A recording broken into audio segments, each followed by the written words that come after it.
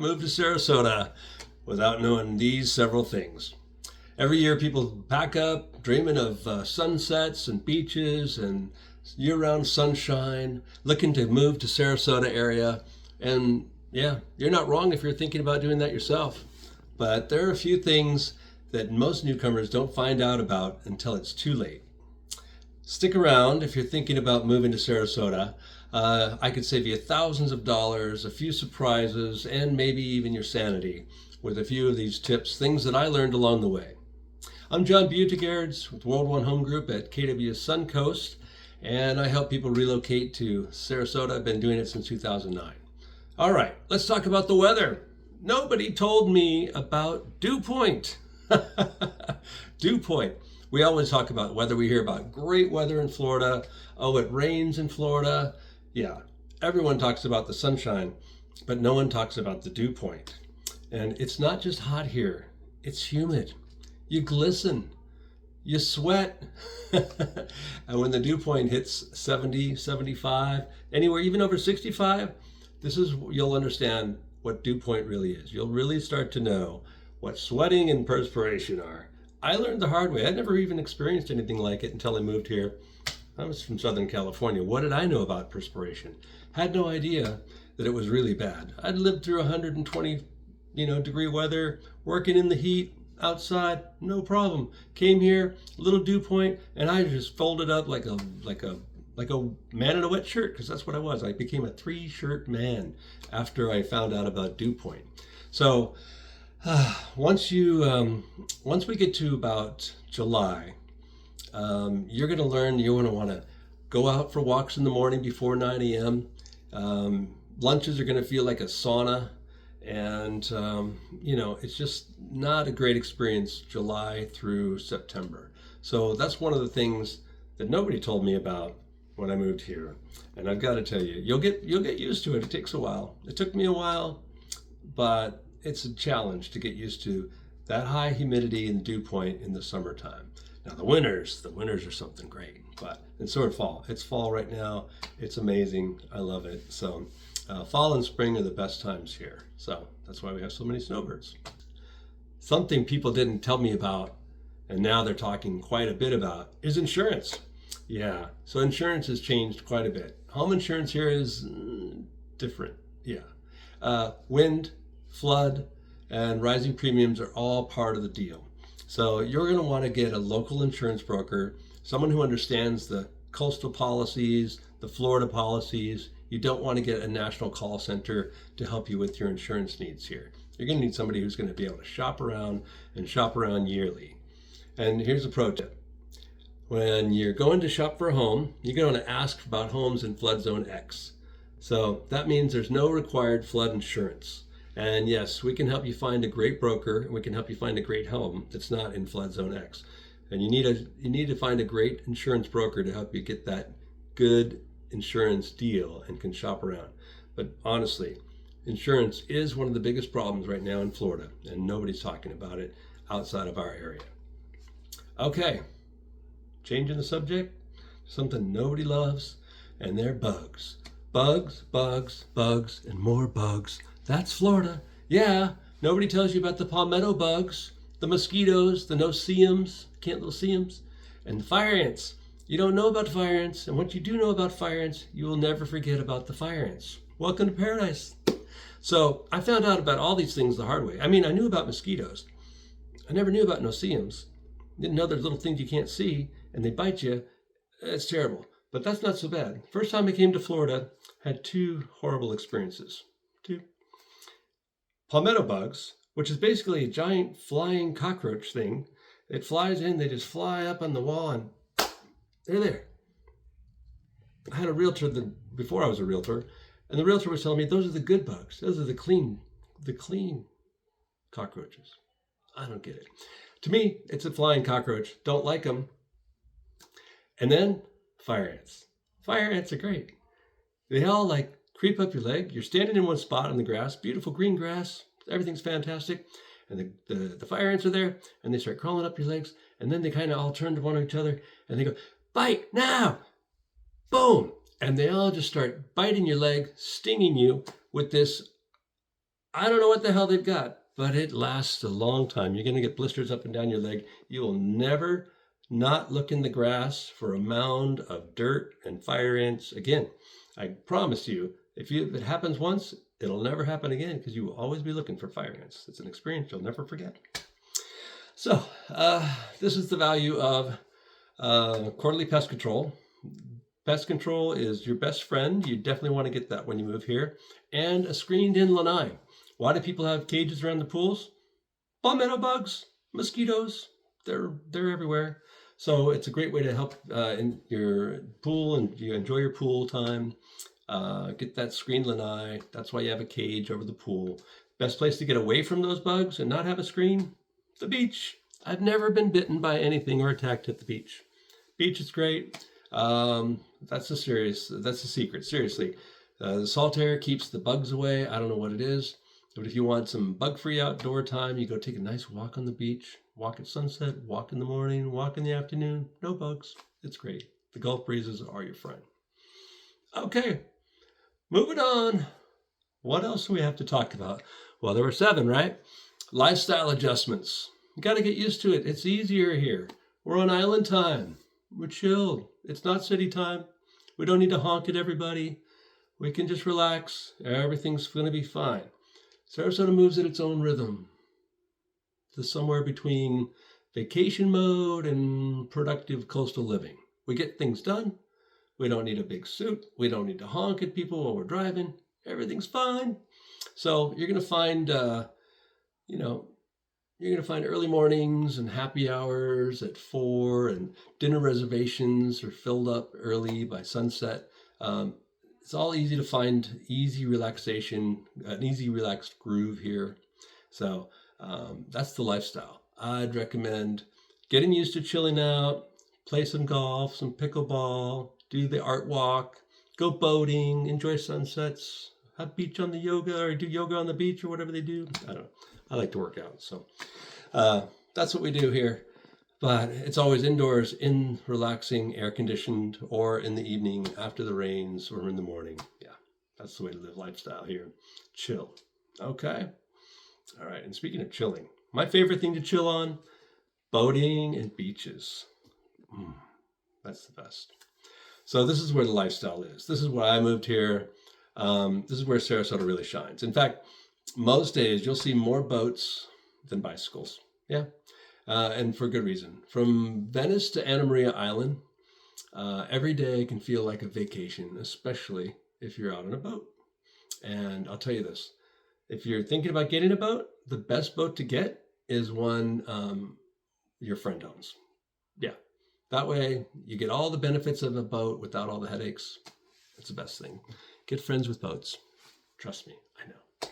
So if you're thinking of getting out on the water, you've got options. Here are your little options. I got my cheat sheet right here. So let me take a look here. You can rent a boat for the day. I've done that. That's great. You can join a boat club. I've thought about doing that. I have friends that have done that. That's terrific. Boat clubs like Freedom Boat Club, and there's different ones out there. They're great. You can try different boats, take different ones out. You got to reserve them in advance. There are some problems with that. It's a little bit competitive with different people at different times. So things to check out, a little research to do with the boat club. But it's a great way to go. All right, you can buy a home with a boat dock and put your boat in the backyard.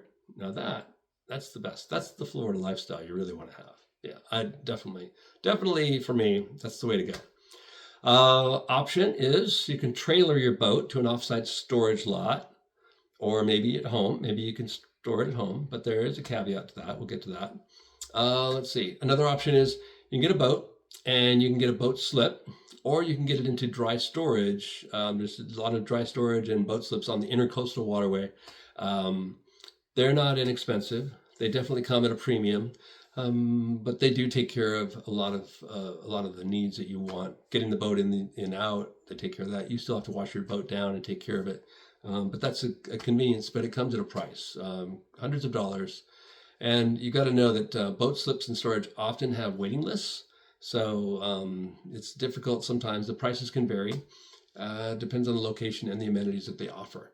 But there are some boat clubs that are just storage docks. It can be very nice. Let's see. HOAs, if you do decide to trailer your boat and you don't want to store it somewhere and you thought you might want to leave it in your yard, well, if you move into a community with an HOA, most HOAs don't allow boat parking in the driveways, not even in the backyard. They don't. There's very few HOAs that do allow that, at least in the Sarasota area. So you would have to be in a non-deed restricted community, okay? So let's talk about once you're out there boating. Once you're out there cruising the intercoastal, you're spotting dolphins, you're in Longboat Key, you're going through the passes, you'll understand why so many people want to have a boat, why they have boats, and why they moved to Sarasota, because we've got some great sandbars and great locations for boating on the intercoastal waterway. It's so nice. It's just so nice. And if you do get out boating, chances are you'll be looking for a sandbar. Those are some of the fun places to be. Sandbar on a beach and drop anchor, or maybe near, maybe somewhere on the intercoastal waterway, you'll find a little private beach somewhere, or some shallow areas. Just hang out in the water and enjoy life, enjoy a cocktail or a refreshing adult beverage, or just chill and enjoy the sun. There's nothing like boating and hanging out all day in the water. Oh, it's fantastic. So, okay, beaches. Now that's another thing. If you don't get out on a boat and you don't get a sandbar, you may want to go to the beach, which a lot of my friends do, and a lot of my wife and I love doing. So we like to hang out on the beach, and two of our favorites. There's several here, but two of our favorite beaches are world famous Siesta Key Beach, home of the softest, coolest sand that you'll ever have underneath your feet. You'll never say, ouch, ouch. Your feet will never burn on the sands of Siesta Key. You'll love it. And then the locals, a lot of locals don't want to deal with so many tourists that are over on Siesta Key Beach. So many of us go to Lido Key Beach, and that's a favorite for locals. There's quick access. The water's easy to get into, less hassle to get in and out of than getting over on and off Siesta Key. Siesta Key is definitely worth it, but it does take a while to get on and off. All right, so where to go, when to go, and parking. Let's talk about that. So I've told you where to go. Either I would recommend Siesta Key Beach or Lido Key Beach. Those are two of my favorites. When to go. If you're not a pro finding parking, then you're going to want to, and there's some tricks to finding parking, trust me. But if you're not a pro at finding parking, plan to go early, probably between 8 a.m. to 10 a.m. if you want to get a parking spot, because everybody wants to get a parking, especially on the holidays or the weekends or in peak season. Or maybe later in the day, you let all the people go and they start to leave in the afternoon around 3:30 or 4. Parking spots start to open up, and it's a little bit easier to go there, hang out, watch the sunset. So those are a couple of great times to go. Definitely, if you're going to try going after 10 o'clock, between 10 and 3, here's a trick to parking. Don't circle like a shark. You want to just sit there. Sit and wait, and you'll find yourself a parking spot, because somebody's going to come along and they're going to leave. The people that are circling just keep going around and around. The people who are waiting, they spot somebody and they'll get that spot first. Trust me, I know. Okay, all right. Tradespeople. We're going to totally change gears here. Tradespeople. Finding good tradespeople. Newcomers are often surprised at how tough it is to find good workers and good help and reliable workers. Where I came from in Los Angeles, you would be replaced. If you weren't a good worker, if you weren't a good construction team, you'd get fired, you'd get replaced. There's always somebody there. For some reason here, workers just seem to walk off. They start working, they do a good job at the beginning, and then they kind of go downhill and they get worse. So I'd recommend to find a good handy person, find a good contractor, find a good landscaper, find a good painter, get them through referral. Sometimes you can find good handy people through a local Ace Hardware. They may have somebody that they know that they could recommend that's been doing quality work and showing up on time and not leaving. Some of the paint stores may know somebody that's always looking for work, but is always reliable. And then, if you work, all my customers, anybody that works with me to buy a home, sell a home, we always have recommendations for them. So anybody that works with us, we've got a recommendation for them. All right. And And then local, locals value loyalty. And so we'll always recommend somebody that's loyal to us, that does a good job. Yeah. If they do a bad job, we just don't talk about them anymore. Yeah. We just say that guy. I'm not hiring that guy again. So, but trust me, there are some good people. It just takes a little work to find them, find people that'll stay on the job, not walk off for whatever reason. Now, let's talk traffic. Let's talk traffic and timing, okay? Timing, yeah. Okay, from November to April, welcome to season. Yeah, snowbirds, tourists, and part-timers are all coming back. They're all coming down the US 41, down I-75 to get over to Sarasota, and downtown Sarasota, the I-75, all the roads here. They feel like you're in a Miami traffic jam, like in a Los Angeles traffic jam. It gets nuts. It gets crazy. The honking goes up. The anxious people, the anxiety, the stress levels seem to come with the tourists. It seems to go away with the tourists too. I don't know why. I don't know what they have, but they need to let it go. They came down here to relax, and that's why we're here. Relax. So here's my recommendation. Learn the alternative routes. Avoid bridges at peak times. If you're planning to go to dinner and you're staying on an island, plan to stay on the island. Don't try to get off, because getting on and off will just give you a headache. You'll be sitting in traffic for half an hour, trying to get off the island and on the island. Yeah, it's not worth it. So go early, come late, avoid the peak traffic times, and you'll be a happier person. By summer, after all the snowbirds go away, you'll just wonder what happened. You'll start to forget all about them. Next thing you know, November comes and they're back again, and it all starts again. You get a little bit stressed out, and then they go away. So don't even sweat it. Snowbirds are a thing. It's something you have to get to all across Florida. Yeah. So, all right. So those are my 7 things that people didn't tell me about. They didn't tell me about the traffic. They didn't tell me about the bugs. They didn't tell me about parking, how difficult that would be. We never knew about insurance and finding good tradespeople. All the things, and the weather, the dew point. They never told me about any of that.